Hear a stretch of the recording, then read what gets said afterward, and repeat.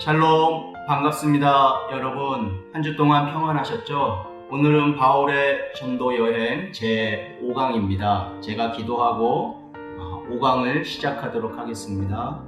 사랑의 하나님 아버지 감사합니다.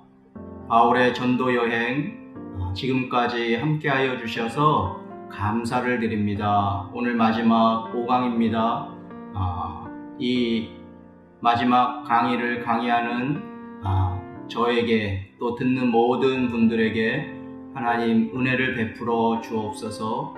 하나님이 듣게 하시고 또 말씀하게 하셔서 하나님의 은혜 안에서 오늘도 저희들 5강을 잘 진행할 수 있도록 도와주옵소서.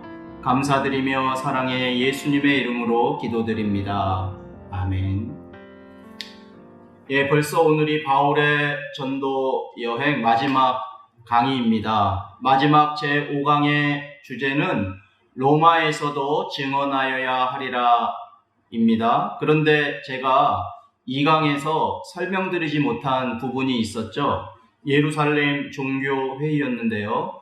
예루살렘 종교회의를 5강에서 설명드리겠다고 약속하였기 때문에 오늘 로마에서도 증언하여야 하리라 설명드리기 전에 먼저 예루살렘 종교회의에 대해서 설명드리고 로마에서도 증언하여야 하리라 이렇게 강의하도록 하겠습니다.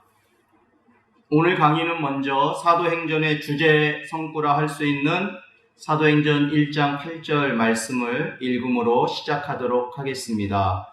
오직 성령이 너희에게 임하시면 너희가 권능을 받고 예루살렘과 온 유대와 사마리아와 땅끝까지 이르러 내 증인이 되리라. 아멘. 사도행전 1장 8절의 말씀처럼 복음은 예루살렘과 온 유대와 사마리아를 거쳐 땅끝으로 전해지게 됩니다. 이 과정에서 성령께서는 유대인들뿐 아니라 이방인들에게도 복음이 전해지게 하시는데요. 우리는 지난 4번의 강의를 통하여 제1차, 2차, 3차 전도 여행을 살펴보았습니다. 이 과정에서 복음이 이방인들에게 왕성하게 전파되는 것을 살펴볼 수가 있었는데요. 1차 전도 여행, 갈라디아 지역이었죠. 또 2차 전도 여행, 유럽의 마게도니아 지역과 아가야 지역이었습니다. 그리고 3차 전도 여행은 아시아 지역의 주요 도시인 에베소에서 복음이 왕성하게 전파되는 것을 살펴보았습니다. 그런데 이 과정에서 논쟁이 되는 부분이 있었습니다. 이방인들에게 복음이 전파되는 과정에서 논쟁이 되는 부분이 있었는데 그것은 바로 할례와 구원의 문제였습니다.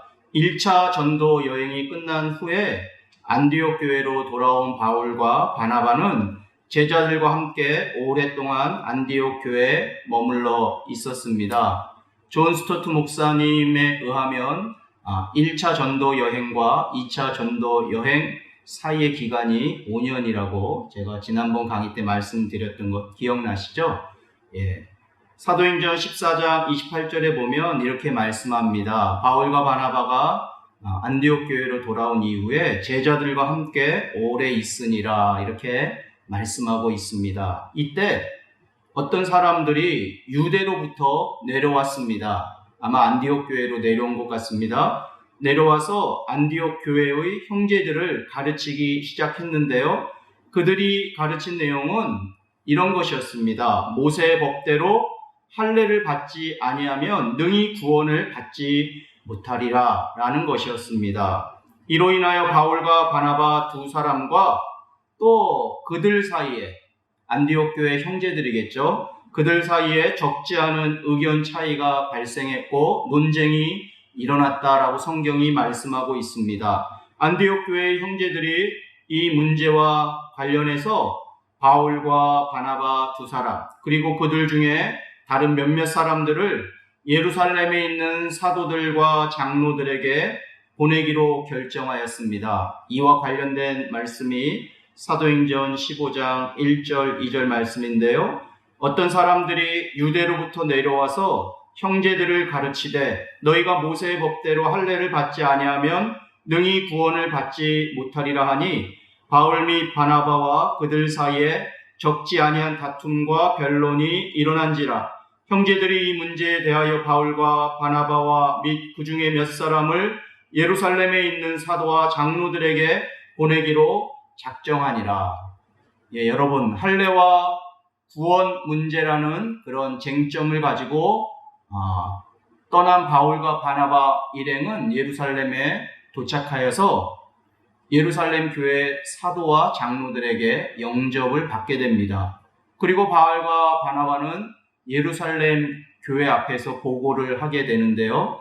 1차 전도 여행을 다녀온 뒤였기 때문에 아마 선교 여행 시 하나님께서 그들과 함께 하셔서 행하신 모든 일들을 보고한 것으로 보여집니다.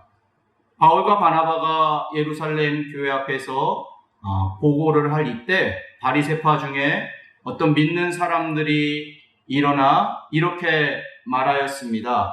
이방인에게 할례를 행하고 모세의 율법을 지키라 명하는 것이 마땅하다라고 바리새파 중에 어떤 믿는 사람들이 말하였던 것입니다. 그러니까 당시 바리새파에 속했던 사람으로서 예수님을 믿은 사람들, 유대인 그리스도인이라고 할 수 있겠죠. 그들은 여전히 할례를 행하고 모세의 율법을 지키는 것이 중요하다고 생각했고 또 주장하였던 것입니다. 그들은 자신들이 중요하다고 여겼던 할례와 모세의 율법 준수를 이방인 그리스도인들에게도 동일하게 적용해야 한다고 주장하였던 것입니다. 이에 사도와 장로들이 이 문제를 의논하기 위하여 모이게 됩니다. 이것이 예루살렘 종교회의인 것입니다. 사도행전 15장 4절에서 6절까지의 말씀인데요. 예루살렘에 이르러 교회와 사도와 장로들에게 영접을 받고 하나님이 자기들과 함께 계셔 행하신 모든 일을 말하며 바리새파 중에 어떤 믿는 사람들이 일어나 말하되 이방인에게 할례를 행하고 모세의 율법을 지키라 명하는 것이 마땅하다 하니라. 사도와 장로들이 이 일을 의논하러 모여. 여러분들은 이 문제에 대하여 어떻게 생각하십니까? 우리는 그 결과에 대하여 이미 알고 있기 때문에 비교적 쉽게 그 결과를 말할 수 있을 것입니다. 그러나 만약 이 문제가 정리되지 않고 여전히 쟁점이 되었다고 생각해 보십시오. 그렇다면 아마 이방인 전도의 가장 큰 걸림돌이 할례 문제가 되었을 것입니다. 만약 할례와 구원 문제에 관한 쟁점이 예루살렘 종교회의를 통하여 정리되지 않았다면 어떻게 되었을까요? 복음을 듣고 예수님을 영접한 사람들이 그리스도인이 되어서 세례식을 거행하는 것이 아닌 할례식을 거행하는 일들이 행해져야만 했을 것입니다. 그러나 땅끝까지 복음이 증거되는 데 있어서 하나님은 예루살렘 종교회의를 통하여 이 문제를 명확하게 정리하게 해주셨습니다. 드디어 예루살렘 종교회의가 시작되었습니다. 많은 변론이 있을 수밖에 없었을 것입니다. 많은 변론이 있은 후에 베드로가 일어나 연설을 합니다. 베드로의 연설은 다음과 같습니다. 사도행전 15장 7절에서 11절까지의 말씀인데요. 많은 변론이 있은 후에 베드로가 일어나 말하되 형제들아 너희도 알거니와 하나님이 이방인들로 내 입에서 복음의 말씀을 들어 믿게 하시려고 오래전부터 너희 가운데서 나를 택하시고 또 마음을 아시는 하나님이 우리에게와 같이 그들에게도 성령을 주어 증언하시고 믿음으로 그들의 마음을 깨끗이 하사 그들이나 우리나 차별하지 아니하셨느니라. 그런데 지금 너희가 어찌하여 하나님을 시험하여 우리 조상과 우리도 능히 매지 못하던 멍에를 제자들의 목에 두려느냐. 그러나 우리는 우리와 동일하게 주 예수의 은혜로 구원받는 줄을 믿노라 하니라. 아멘. 예루살렘 종교회의에서 연설한 베드로의 그 연설의 핵심은 무엇이라 할 수 있을까요? 8절 말씀과 같이 하나님이 우리에게와 같이 그들에게도 성령을 주셨다는 것입니다. 누구를 연상시키는 말입니까? 고넬료 사건을 연상시키는 말입니다. 사도행전 10장 44절 48절 말씀인데요. 베드로가 이 말을 할 때 성령이 말씀 듣는 모든 사람에게 내려오시니 베드로와 함께 온 할례 받은 신자들이 이방인들에게도 성령 부어 주심으로 말미암아 놀라니 이는 방언을 말하며 하나님 높임을 들음이러라. 이에 베드로가 이르되 이 사람들이 우리와 같이 성령을 받았으니 누가 능히 물로 세례 베품을 금하리요 명하여 예수 그리스도의 이름으로 세례를 베풀라 하니라. 베드로는 예루살렘 종교회의에서 고넬료 사건을 상기하며 이방인들에게도 성령을 부어주셨다고 말씀하고 있는 것입니다. 그러면서 사도행전 15장 11절에서 우리는 그들이 우리와 동일하게 주 예수의 은혜로 구원받는 줄을 믿노라라고 말하고 있는 것입니다. 여러분, 여기서 우리가 다시 한번 짚고 넘어가야 할 사실은 초대교회 안에서 성령의 역할입니다. 초대교회 안에서 성령의 역할은 불신자로 하여금 예수 그리스도를 구주로 고백하게 함으로 신자가 되게 하셨다는 것입니다. 요한복음 4장 14절 말씀을 보시면 내가 주는 물을 마시는 자는 영원히 목마르지 아니하리니 내가 주는 물은 그 속에서 영생하도록 솟아나는 샘물이 되리라 말씀합니다. 사마리아 여인을 만난 예수님께서 하신 말씀인데요. 여기서 예수님은 내가 주는 물을 마시는 자라고 말씀하고 있습니다. 그 물을 마시는 자는 영원히 목마르지 않을 것이라고 말씀하십니다. 또한 그 물은 그 속에서 영생하도록 솟아나는 샘물이 될 것이라고 말씀하고 계신데요. 이어서 요한복음 7장 37절에서 39절까지 예수님은 이렇게 말씀하십니다. 명절 끝날 곧 큰 날에 예수께서 서서 외쳐 이르시되 누구든지 목마르거든 내게로 와서 마시라. 나를 믿는 자는 성경의 이름과 같이 그 배에서 생수의 강이 흘러나오리라 하시니 이는 그를 믿는 자들이 받을 성령을 가리켜 말씀하신 것이라. 요한복음 말씀에 의하면 예수님이 주시는 물은 영원히 목마르지 않는 생수의 물인데 이 생수의 물은 예수님을 믿는 자들이 받을 성령을 가리키는 것이라고 말씀하고 있는 것입니다. 예수님을 믿을 때 성령을 받습니다. 성령을 받기에 이것을 성령 세례라고 표현하는 것이죠. 그러므로 여러분, 유대인이든 이방인이든 예수님을 믿을 때 성령을 받습니다. 이것을 베드로는 사도행전 15장 8절에서 하나님이 우리에게와 같이 그들에게도 성령을 주었다라고 말씀하고 있는 것입니다. 고린도전서 12장 3절 하반절 말씀을 보시면 성령으로 아니하고는 누구든지 예수를 주시라 할 수 없느니라 라고 말씀하고 있는 것이죠. 여러분, 구원은 전적인 하나님의 은혜입니다.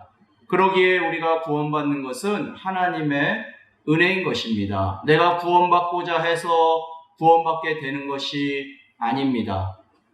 내 자신이 종교적 열심으로 구원받는 것이 아닌 것이죠.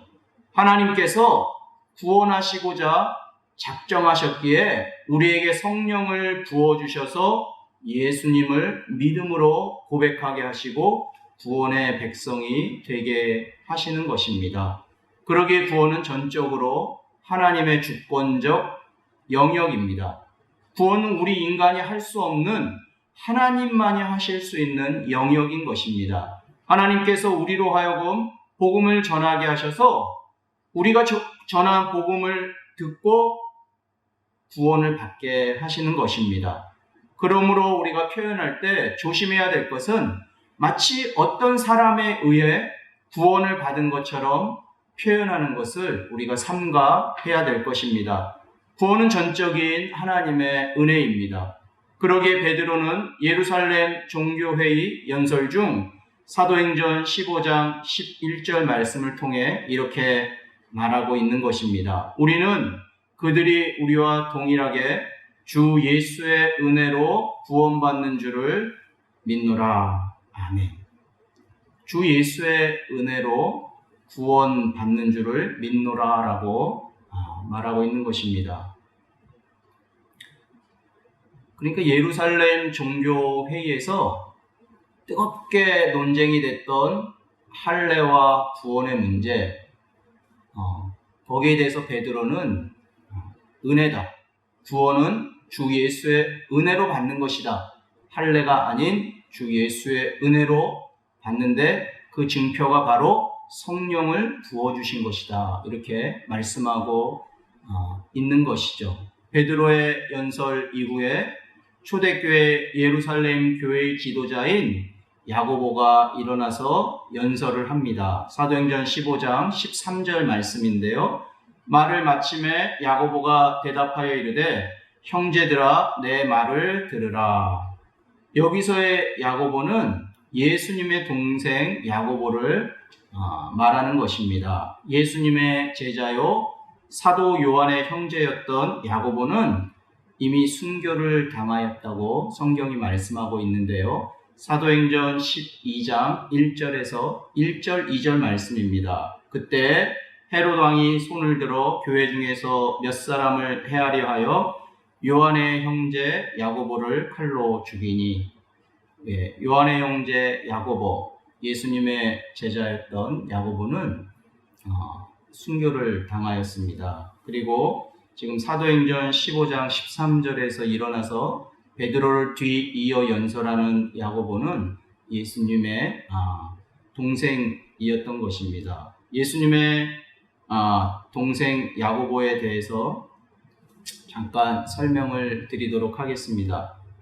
예수님의 형제인 이 야고보는 예수님의 공생의 초기에는 예수님을 믿지 않습니다. 요한복음 7장 5절에 보면 이는 그 형제들까지도 예수를 믿지 아니함이러라 이렇게 말씀하고 있습니다. 그러나 예수님의 부활을 목격한 후에는 예수님의 제자가 됩니다. 고린도전서 15장 7절 말씀 보시면 그 후에 야고보에게 보이셨으며, 여기서의 야고보가 예수님의 형제 야고보를 말씀하는 것입니다.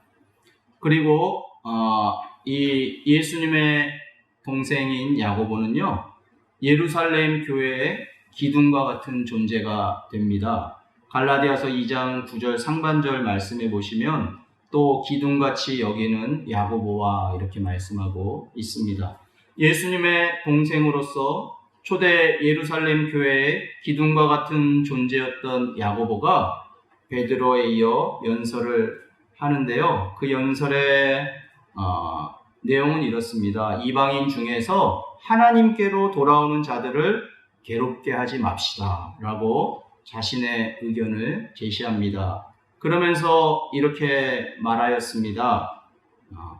다만 우상에게 바친 더러운 음식, 또 음행, 목매어 죽인 것, 피를 멀리하라고 편지하는 것이 좋겠습니다 라고 야고보가 연설을 합니다. 사도행전 15장 19절 20절 말씀인데요. 그러므로 내 의견에는 이방인 중에서 하나님께로 돌아오는 자들을 괴롭게 하지 말고 다만 우상의 더러운 것과 음행과 목매어 죽인 것과 피를 멀리하라고 편지하는 것이 옳으니. 그래서 예루살렘 종교 회의에서는 이렇게 하나님의 은혜로, 예수님의 은혜로 구원받는 것, 베드로와 예수님의 동생 야고보에 의해서 이방인들을 괴롭게 하지 말고 다만 4가지, 우상의 더러운 것, 음행, 목매어 죽인 것, 피를 멀리 하라고 우리가 편지하는 게 좋겠습니다. 이렇게 예루살렘 종교회의에서 정리가 되었습니다. 이에 사도들과 장로들과 온 교회가 대표들을 뽑습니다. 그리고 바울과 바나바와 함께 안디옥으로 보내기로 결정합니다. 예루살렘 종교회의에서 결정된 내용의 편지를 써서 이방인 형제들에게 그 편지를 보내었던 것입니다.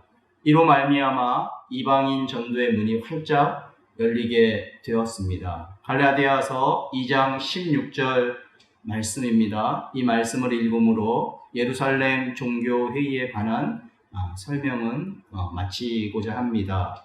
사람이 의롭게 되는 것은 율법의 행위로 말미암음이 아니요 오직 예수 그리스도를 믿음으로 말미암는 줄 알므로 우리도 그리스도 예수를 믿나니 이는 우리가 율법의 행위로서가 아니고 그리스도를 믿음으로써 의롭다함을 얻으려 함이라. 율법의 행위로서는 의롭다함을 얻을 육체가 없느니라. 아멘. 여러분 여기까지 예루살렘 종교회의에 관하여 살펴보았습니다. 이제 바울의 전도 여행 마지막 내용이라 할 수 있는 로마에서도 증언하여야 하리라에 대하여 설명을 드리도록 하겠습니다. 이 부분은 내용이 상당히 길어서 다 설명드리기는 힘들 것 같습니다. 간략하게 중요 부분만 말씀드리고자 하오니 강의 후에 여러분께서 이 부분에 대하여 사도행전 말씀을 읽으시면 좋겠습니다. 복음 전파의 주체는 성령님이라고 말씀을 드렸습니다. 그 복음 전파의 주체이신 성령께서 그 당시 땅끝으로 여겨지던 로마에까지 복음이 전해지게 하십니다. 로마에까지 복음이 전해지게 하시기 위하여 택하신 증인이 사도 바울인 것이죠. 바울의 로마 복음 전파의 첫 출발지는 예루살렘이었습니다. 네 번째 강의에서 말씀드린 바와 같이 3차 전도 여행 후에 바울은 예루살렘으로 들어가고자 했습니다. 그러나 성령의 감동을 받은 제자들은 바울이 예루살렘에 들어갈 것을 만류하였죠. 그 이유는 예루살렘에 들어갈 경우에 결박당하여 이방인의 손에 넘겨지게 될 것을 우려했기 때문입니다. 사도행전 21장 11절 말씀인데요. 우리에게 와서 바울의 띠를 가져다가 자기 수족을 잡아매고 말하기를 성령이 말씀하시되 예루살렘에서 유대인들이 이같이 이 띠 임자를 결박하여 이방인의 손에 넘겨주리라 하거늘. 사도행전 21장 11절 말씀처럼 예루살렘에 들어간 바울은 로마 군인에 의해 결박되고 맙니다. 사도행전 21장 33절 말씀인데요. 이에 천부장이 가까이 가서 바울을 잡아 두 쇠사슬로 결박하라 명하고 그가 누구이며 그가 무슨 일을 하였느냐 물으니 바울의 결박당함은 로마로 가기 위한 결박당함이었습니다. 사실 그가 왜 결박당하고 유대인들에게 고발당했는지 그를 잡아서 두 쇠사슬로 결박한 로마 군대 천부장도 그 이유를 알지 못했습니다. 사도행전 22장 30절 말씀입니다. 이튿날 천부장은 유대인들이 무슨 일로 그를 고발하는지 진상을 알고자 하여 그 결박을 풀고 명하여 제사장들과 온 공회를 모으고 바울을 데리고 내려가서 그들 앞에서 세우니라. 이로 말미암아 사내들인 공회가 소집되었습니다. 사도행전 22장 30절 말씀에 의하면 바울이 왜 결박되어 왔는지 그 이유를 알지 못했던 로마 군대 천부장은 그 진상을 알고자 유대인 제사장들과 온 공회를 모으고 바울을 그들 앞에 세웠습니다. 여기서 공회에 대하여 잠깐 설명드리도록 하겠습니다. 신약에서 공회는 유대인들의 최고 통치단체인 산헤드린을 말합니다. 그래서 보통 산에 드린 공회라고 말하곤 하는데요. 공회의 구성원 수를 71명, 72명 등 조금씩 다르게 보지만 대개 70명이었을 것으로 봅니다. 최고 의장은 대제사장으로 그 구성원은 제사장들, 장로들, 서기관들이었습니다. 서기관의 대부분이 바리새인이었던 것으로 보아 공회의 다수를 바리새인이 차지했을 것으로 봅니다. 공회의 주요 기능은 백성들의 종교 생활과 일상 생활에 관해 재판하는 것이었다고 합니다. 공회의 판결을 통해 벌금형이나 태형을 선고하고 경찰권을 행사할 수 있을 만큼 공회의 권한은 막강했습니다. 그러나 사형은 집행할 수 없었다고 합니다. 사형권은 로마에 속한 권한이었기 때문입니다. 이렇게 로마 군대 천부장에 의해 소집된 공회에서 바울이 변론하기 시작하는데요. 그 변론의 내용 중 일부입니다. 사도행전 23장 6절에서 10절까지의 말씀인데요. 바울이 그중 일부는 사두개인이요 다른 일부는 바리새인인 줄 알고 공회에서 외쳐 이르되 여러분 형제들아 나는 바리새인이요 또 바리새인의 아들이라 죽은 자의 소망 곧 부활로 말미암아 내가 신문을 받노라. 그 말을 한즉 바리새인과 사두개인 사이에 다툼이 생겨 무리가 나누어지니 이는 사두개인은 부활도 없고 천사도 없고 영도 없다 하고 바리새인은 다 있다 함이라. 크게 떠들새 바리새인 편에서 몇 서기관이 일어나 다투어 이르되 우리가 이 사람을 보니 악한 것이 없도다.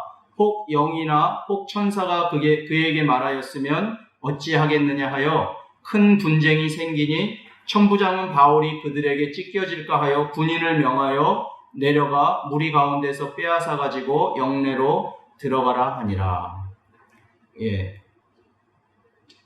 공회에서 변론을 마친 그날 밤에 주님께서 바울에게 말씀하십니다. 사도행전 23장 11절 말씀인데요. 그날 밤에 주께서 바울 곁에 서서 이르시되 담대하라. 네가 예루살렘에서 나의 일을 증언한 것 같이 로마에서도 증언하여야 하리라 하시니라. 아멘.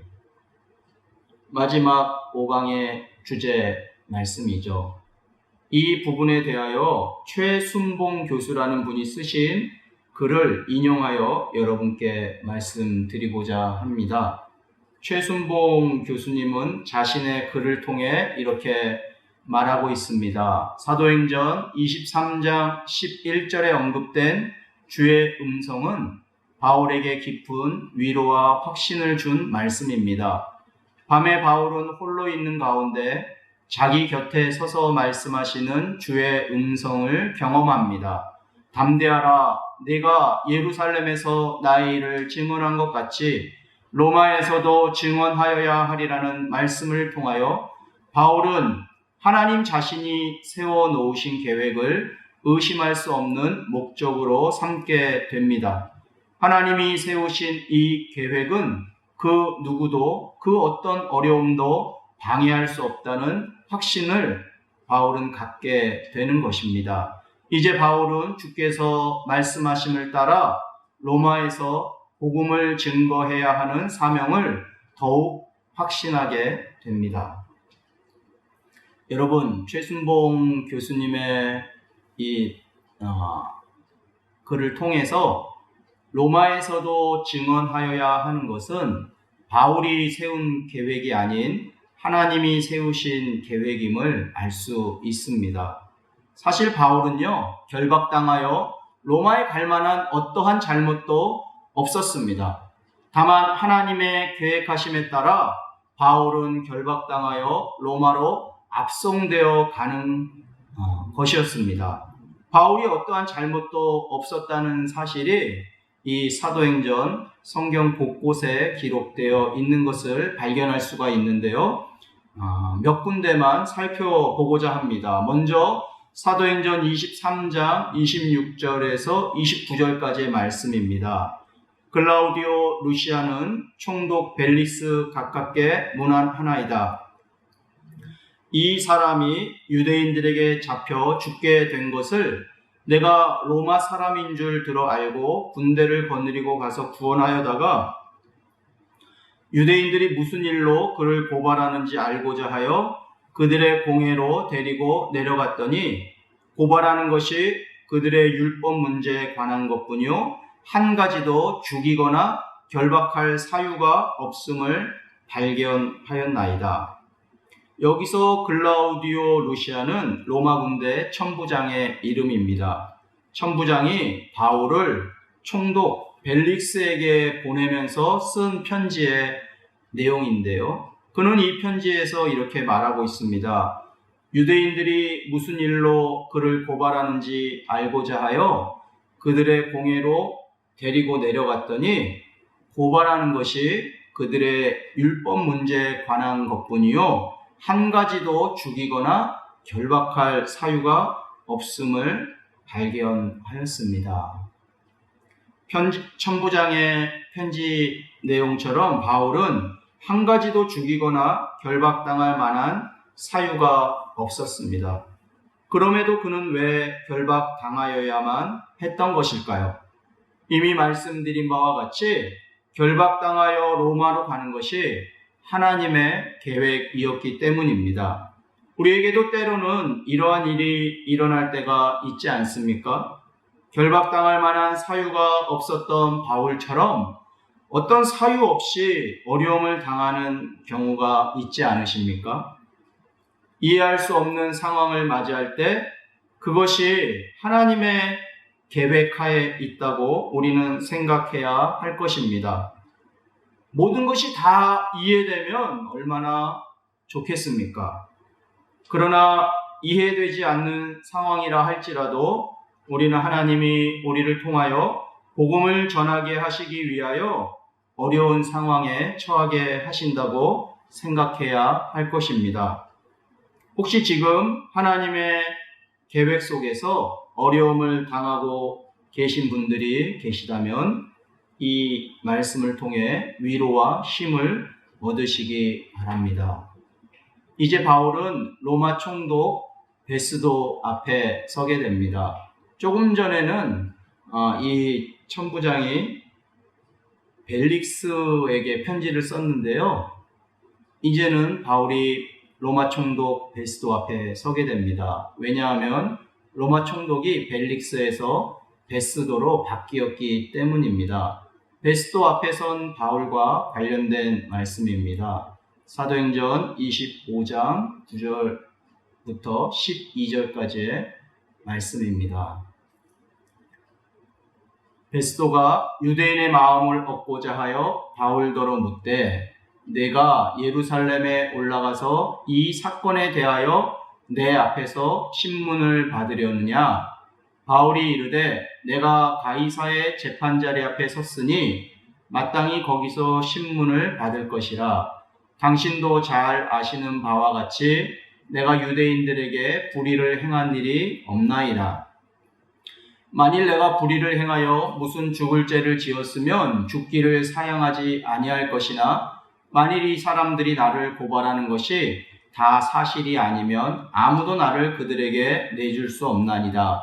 내가 가이사께 상소하노라 한데 베스도가 배석자들과 상의하고 이르되 내가 가이사에게 상소하였으니 가이사에게 갈 것이니라 하니라. 아멘. 베스도는 예루살렘에 가서 베스도 자신에게 신문을 받겠느냐고 질문하였습니다. 이에 바울은 가이사에게 상소한다고 대답합니다. 가이사는 로마 황제를 의미하는 것이죠. 사도행전 25장 16절 말씀은 로마법에 대해서 보충 설명해 주고 있는데요. 내가 대답하되 무릇 피고가 원고들 앞에서 고소 사건에 대하여 변명할 기회가 있기 전에 내주는 것은 로마 사람의 법이 아니라 하였노라. 바울은요, 로마법을 잘 알고 있었던 것으로 보여집니다. 그러기에 가이사에게 상소하지 않았나 생각되어지는데요. 피고인 바울이 원고들 앞에서, 즉 가이사와 그 일행들 앞에서 고소 사건에 대하여 변명할 때까지 바울은 로마 법정으로 인도함을 받아 가야만 했던 것입니다. 그러기에 가이사 앞에 서기 전에 바울의 죄목이 무엇인지 정확히 알 필요가 있었던 것이죠. 이에 로마 총독 베스도는 로마 황제에게 써보낼 죄목을 찾기 위하여 바울을 재판합니다. 그러나 바울의 죄목을 찾을 수가 없었습니다. 사도행전 25장 23절부터 27절까지의 말씀인데요. 이튿날 아그리빠와 버니게가 크게 위험을 바치고 와서 천부장들과 시중의 높은 사람들과 함께 접견 장소에 들어오고 베스도의 명으로 바울을 데려오니 베스도가 말하되 아그리빠 왕과 여기 같이 있는 여러분이여, 당신들이 보는 이 사람은 유대의 모든 무리가 크게 외치되 살려두지 못할 사람이라고 하여 예루살렘에서와 여기서도 내게 청언하였으나 내가 살피건대 죽일 죄를 범한 일이 없다이다. 그러나 그가 황제에게 상소한 고로 보내기로 결정하였나이다. 그에 대하여 황제께 확실한 사실을 아랠 것이 없으므로 신문한 후 상소할 자료가 있을까 하여 당신들 앞, 특히 아그리빠 왕 앞 당신 앞에 그를 내세웠나이다. 그 죄목도 밝히지 아니하고 죄수를 보내는 것이 무리한 일인 줄 아나이다 하였더라. 죄목도 밝힐 수 없었던 바울. 그러나 그가 로마 황제에게 상소하였기에 그는 로마로 향하게 됩니다. 여러분께서 이미 아시다시피 로마로 향하는 과정에서 유라굴로 광풍 등 죽을 고비를 수없이 많이 넘기게 되죠. 이렇게 숱한 고비를 넘긴 바울은 드디어 로마에 도착하게 됩니다. 사도행전 28장 14절 16절 말씀입니다. 거기서 형제들을 만나 그들의 청함을 받아 이레를 함께 머무니라. 그래서 우리는 이와 같이 로마로 가니라. 우리가 로마에 들어가니 바울에게는 자기를 지키는 한 군인과 함께 따로 있게 허락하더라. 로마에 들어간 바울은 재판을 받기 전까지 자유로운 상태로 자기 셋집에 머뭅니다. 자기 셋집에 머물면서 자기에게 오는 사람에게 하나님의 나라를 전파하며 주 예수 그리스도에 관한 모든 것을 담대하게 가르쳤습니다. 이와 관련된 말씀이 사도행전 마지막 구절인 사도행전 28장 30절 31절 말씀인데요. 바울이 온 이태를 자기 셋집에 머물면서 자기에게 오는 사람을 다 영접하고 하나님의 나라를 전파하며 주 예수 그리스도에 관한 모든 것을 담대하게 거침없이 가르치더라. 여기서 셋집은 영어 성경을 찾아보면 렌트 하우스로 이렇게 표현되어 있습니다. 바울이 이렇게 셋집에 머물렀다는 것은 그가 비교적 자유로운 상태로 머물러 있었다고 하는 것을 의미하는데요. 이 렌트 하우스이기 때문에 셋집에 살 때 그 비용이 들었을 것입니다. 학자들은 빌립보서 말씀을 근거로 아마 빌립보 교회 성도들이 이 셋집에 들어가는 비용을 후원하지 않았을까 그렇게 말씀하고 있습니다. 그러니까 바울은 이러한 자유로운 상태에서 셋집에 오는 모든 사람들을 다 영접하고 그들에게 담대하게 하나님의 나라와 주 예수 그리스도에 관하여 거침없이 가르쳤다고 말씀하고 있습니다. 거침없이라는 단어는 방해 없이 또는 자유로이라는 뜻입니다. 여러분, 사도행전 마지막 구절이 하나님의 나라를 전파하며 라는 것으로 끝나는 것에 주목하시기 바랍니다. 하나님의 나라는 지금도 여전히 거침없이 담대하게 전해지고 있습니다. 여러분, 그 사실을 우리가 다 보고 있고, 사도행전이 다 끝난 이후에도 오늘날까지 한 2000여 년 역사 속에서 하나님의 나라와 주 예수 그리스도의 복음이 거침없이 담대하게 전해져서 오늘날 우리도 그 복음의 소식을 듣고 하나님의 은혜로 예수 그리스도를 영접하여 하나님 나라의 백성이 된 것이죠. 우리 마지막으로 사도행전 1장 8절 말씀을 읽도록 하겠습니다. 오직 성령이 너희에게 임하시면 너희가 권능을 받고 예루살렘과 온 유대와 사마리아와 땅끝까지 이르러 내 증인이 되리라 하시니라. 아멘. 지금까지 사도행전 1장 8절 말씀을 주제 성구로 하여서 5번에 걸쳐 바울의 전도 여행에 관하여 살펴보았습니다. 지금까지 함께 해주신 여러분 감사드립니다. 지금까지의 강의를 5번의 강의를 통하여 여러분에게 조금이나마 도움이 되셨기를 소망하며 제가 기도하고 바울의 전도 여행 모든 강의를 마치도록 하겠습니다. 기도하겠습니다. 하나님 아버지 감사합니다. 부족한 자를 통하여 5번에 걸쳐 바울의 전도 여행을 영상으로 강의하게 하시니 감사드립니다. 복음이 땅끝까지 전해지는 모든 과정에 성령 하나님이 주체가 되셨던 것처럼 제가 강의하는 모든 과정 속에서도 성령 하나님이 주체가 되셔서 영감을 주시고 지혜를 주시고 또 체력을 주셔서 하나님이 모든 것을 준비하게 하시고 강의하게 하셨음을 고백드리며 감사와 찬송과 영광을 올려드립니다.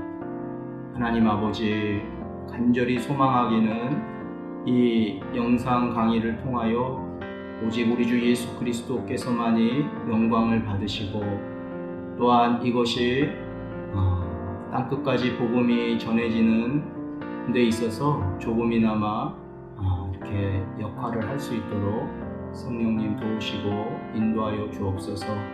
지금 참으로 어렵고 힘든 시대 속에 살아가고 있습니다. 이 강의를 들으시는 모든 분들이 하나님의 신실하심을 다시 한번 기억하며 하나님의 은혜 안에서 믿음으로 소망 가운데 살아가실 수 있도록 은혜를 베풀어 주옵소서. 우리를 구원하여 주시고 또한 끝날까지 늘 함께 하시겠다고 약속하신 사랑의 주 예수님 감사합니다. 우리 모두 예수님을 더 많이 사랑하고 예수님 말씀에 순종하며 풍성한 열매를 맺으며 하나님께 영광 돌리는 삶을 살아갈 수 있도록 하나님 은혜를 베풀어 주옵소서. 또한 이 무더운 여름에 이 영상을 녹화하기 위하여 스텝으로 도운 이 손길들이 있습니다. 하나님 그 손길을 기억하여 주시고 하나님께서 그의 헌신과 순종을 기쁘게 받으셔서 그 인생이 하나님의 은혜 안에서 형통하며 하나님의 은혜로 늘 충만할 수 있도록 주님 은혜 베풀어 주옵소서. 감사드리며 사랑의 예수님의 이름으로 기도드립니다.